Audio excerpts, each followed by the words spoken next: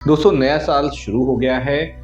सन 2025 में किस तरीके से bank account cyber cell freeze कर रहा है, क्या है साइबर सेल की रणनीति और क्या है latest update bank account fees से रिलेटेड केसेस में। आज इस वीडियो में हम इसी टॉपिक पर डिस्कस करने वाले हैं। तो वीडियो बहुत ही इंटरेस्टिंग और इन्फॉर्मेटिव है, इसको आप अंत तक जरूर देखिएगा। नमस्कार दोस्तों, मैं हूं एडवोकेट आयुष गर्ग और आप देख रहे हैं अपना YouTube channel online legal centre. Bank account fees या साइबर क्राइम से रिलेटेड और इन्फॉर्मेटिव वीडियोस देखने के लिए आप हमारी प्लेलिस्ट पर भी विजिट कर सकते हैं। और एक जरूरी सूचना हो दोस्तों, अगर गुजरात साइबर सेल से आपका बैंक अकाउंट फ्रीज हुआ है तो उसको अनफ्रीज कराने के लिए अब आपको कोई भी लीगल फी एडवांस में पे नहीं करनी है। आपका अकाउंट एक बार जब अनफ्रीज हो जाए उसके बाद हम हमारी सारी लीगल फी पे कर सकते हैं। अधिक जानकारी के लिए हमारी हेल्पलाइन नंबर पर कॉल कर सकते हैं। तो चलिए दोस्तों, अब बिना देर करे टॉपिक को शुरू करते हैं। दोस्तों सन 2025 में बैंक अकाउंट फीस के मामले में जो सबसे बड़ा बदलाव हुआ है और जो सबसे लेटेस्ट अपडेट है वो ये है कि अभी तक cyber cell bank account freeze करता था, अब अन्य सरकारी एजेंसियां भी बैंक अकाउंट फीस कर सकती है। आरबीआई ने बैंकों को ये पावर दी है कि वो किसी भी बैंक अकाउंट को जिसमें सस्पिशियस ट्रांजैक्शन हो रहे हैं उनको फ्रीज कर दे। साथ ही साथ ईडी, इनकम टैक्स और जीएसटी डिपार्टमेंट को भी ये पावर दी गई है कि वो किसी का भी बैंक अकाउंट सस्पिशियस ट्रांजैक्शन होने की वजह से फ्रीज कर सकते हैं या उस पर कार्रवाई कर सकते हैं। दोस्तों ये सारी कवायद तो साइबर क्राइम को कंट्रोल करने के लिए है, लेकिन असलियत में इसका बहुत ज्यादा दुष्प्रभाव सामान्य जनता के जीवन पे पड़ा है।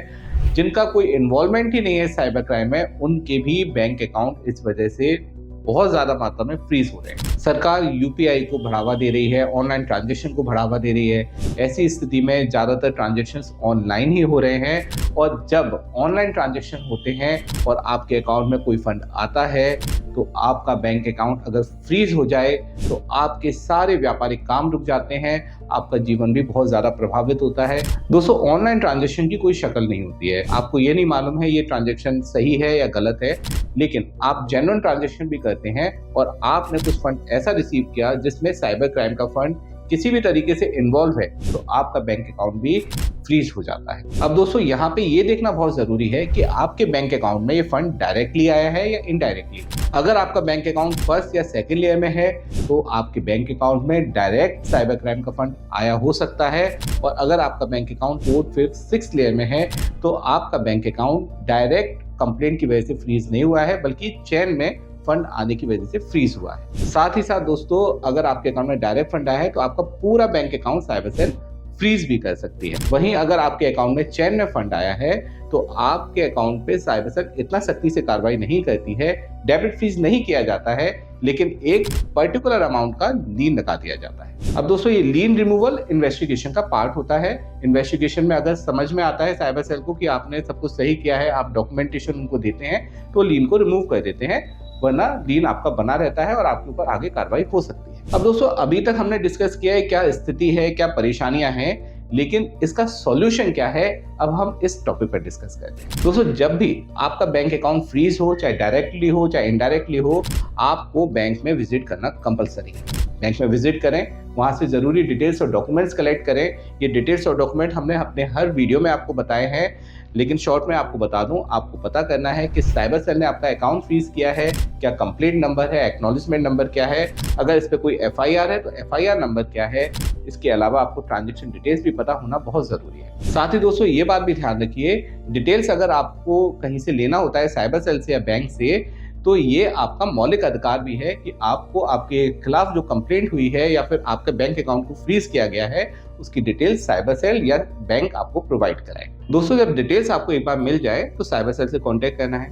इसके लिए अगर आपका डायरेक्ट बैंक अकाउंट फ्रीज है, आपके ऊपर डायरेक्ट कंप्लेंट है, डेबिट फ्रीज है, तो आप साइबर सेल में विजिट कर सकते हैं। जरूरत पड़ने पर एक अच्छे साइबर एक्सपर्ट एडवोकेट की हेल्प ले सकते हैं जो आपके बिहाफ पर साइबर सेल में विजिट करके आपके अकाउंट को अनफ्रीज कराते हैं। वहीं दोस्तों अगर आपका चेन में बैंक अकाउंट फ्रीज है तो आप एक रिप्रेजेंटेशन साइबर सेल में भेज सकते हैं, एडवोकेट के थ्रू भेज सकते हैं या फिर आप मेल भी कर सकते हैं उनको रिप्रेजेंटेशन। लेकिन ज्यादातर मामलों में देखा गया है मेल का साइबर सेल कोई रिप्लाई नहीं देता है, फोन आप करते हैं तो उसका भी रिप्लाई आपको नहीं मिलता है। तो अच्छे साइबर एक्सपर्ट एडवोकेट के माध्यम से अगर आप रिप्रेजेंटेशन सबमिट करते हैं तो उसका रेस्पॉन्स आपको जरूर मिलता है। अब दोस्तों अगर साइबर सेल ही हमारे बैंक अकाउंट को अनफ्रीज नहीं करे, सारे प्रयास हमने कर लिए लेकिन अकाउंट अनफ्रीज नहीं किया जा रहा है, तो ऐसे में भी आपको निराश होने की कोई जरूरत नहीं है। आप कोर्ट की हेल्प लेकर भी अपने अकाउंट को अनफ्रीज करा सकते हैं। कोर्ट के थ्रू अपने अकाउंट को अनफ्रीज कराने के लिए आपको उसी ज्यूरिडिक्शन की कोर्ट में एप्लीकेशन फाइल करनी होगी जिसके ज्यूरिडिक्शन में वो साइबर सेल आता है। आप वहां पे एप्लीकेशन फाइल कर सकते हैं अंडर सेक्शन 451, 457 सीआरपीसी, जो अब बीएनएस के अंतर्गत अन्य धाराओं में अब आप एप्लीकेशन उसमें फाइल कर सकते हैं। अगर दोस्तों आप लोअर कोर्ट में एप्लीकेशन फाइल नहीं करना चाहते हैं या वहां से आपको रिलीफ नहीं मिलता है तो आप उस स्टेट के हाई कोर्ट में भी एप्लीकेशन फाइल कर सकते हैं या आप मैंडेमस रिट पिटीशन फाइल कर सकते हैं।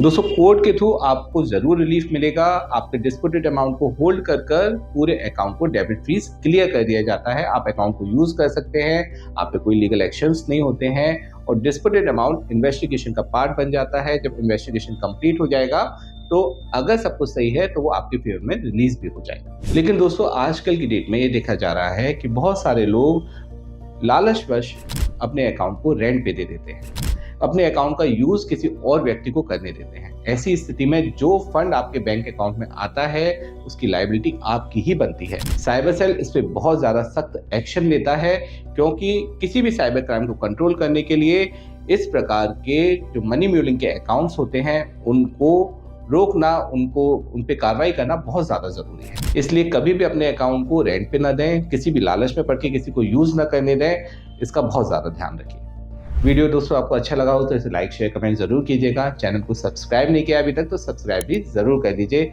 जिससे आपको ऐसे ही इंफॉर्मेटिव वीडियोस के नोटिफिकेशंस मिलते रहेंगे और आप भी लीगली अपडेटेड रहेंगे। दोस्तों इस वीडियो को सोशल मीडिया पे फ्रेंड्स के सर्कल में और फैमिली मेंबर्स को जरूर शेयर करें क्योंकि आज की डेट में कोई भी साइबर क्राइम की इस दिक्कत से अछूता नहीं है। उसके बैंक अकाउंट कभी भी फ्रीज हो सकते हैं, तो उनको इसके बारे में सारी लीगल इंफॉर्मेशन होनी चाहिए। अंत में सतर्क रहें, अपने अधिकारों के लिए जागरूक रहें और ऑनलाइन लीगल सेंटर से जुड़े रहें। मिलते हैं अगले वीडियो में। जय हिंद।